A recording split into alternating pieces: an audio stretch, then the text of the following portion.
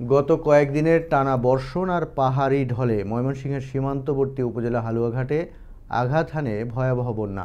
এতে ঘরবাড়ি বিনষ্ট সহ তলিয়ে যায় অনেক কৃষকের মাছের খামার।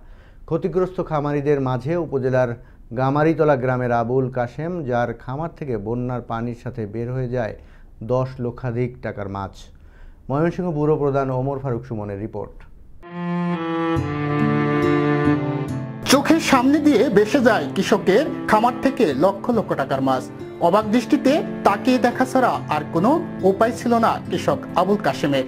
মুহূর্তের মাঝে পাহাড়ি ঢল আর টানা অতিবৃষ্টিতে ভাসিয়ে নিয়ে যায় ময়মনসিংহের হালুয়াঘাট উপজেলার গামারিতলা গ্রামের মৎস্য খামারি আবুল কাশেমের মৎস্য খামার থেকে শত শত মন মাছ। আমার মোট কালচারের 6টা পুকুর, 6টা পুকুরের মধ্যে 2টা পুকুর 100% মাছ চলে গেছে।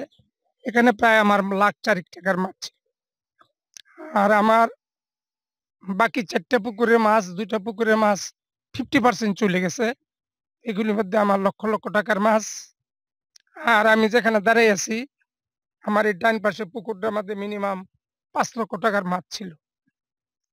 আমি 500 মন মাছ ছিল, প্রায় 200 মন মাছ বিক্রি করছি আমি। আরো 300 মনের মাছ আমি আশা করতেছি। সম্প্রতি পাহাড়ি ঢল আর টানা বর্ষণে ভয়াবহ দুর্যোগ আঘাত হানে সীমান্তের উপজেলা হালুয়াঘাট, দুবাউড়া সহ আশপাশের এলাকায়। এতে ক্ষতিগ্রস্ত হয় বহু মৎস্য খামারি। এদিকে ক্ষতিগ্রস্তদের মাঝে আবুল কাশেমও একজন বৃহৎ মৎস্য খামারি। চোখের সামনে ভেসে যাওয়া স্বপ্নের বিবরণ দেন তিনি নিজেই। পুকুরে আমার চিরকা মাছ, এটা আমি বলতে পারবো না কি পরিমাণ মাছ ছিল। বৃহস্পতিবার মানে শনিবারে বুধবারে রাত্রে, বৃহস্পতিবার পূর্বে শেষ রাত্রের দিকে আকস্মিক পানি আমি পুকুর পাড়ে এসে দেখি যে আমার সব মাছ পার গড়ায় চলে যেতেছে। প্রায় 4-5 একর জায়গা নিয়ে গড়ে তোলা মাছের খামার থেকে শত শত মন মাছ বের হয়ে যাওয়ার দৃশ্যের বর্ণনা দিতে গিয়ে কান্নায় ভেঙে পড়েন কৃষক আবুল কাশেম। পুকুরে মাছ আমি তো আর এখন বলতে পারবো না, তবে আমার পুকুরে যে কি পরিমাণ মাছ ছিল এটা আমি জানি। আমি একটা পুকুরে আমার 500 মন মাছ ছিল, হিসাব 200 মন মাছ বিক্রি করছি। আরো আমার 300 মন মাছ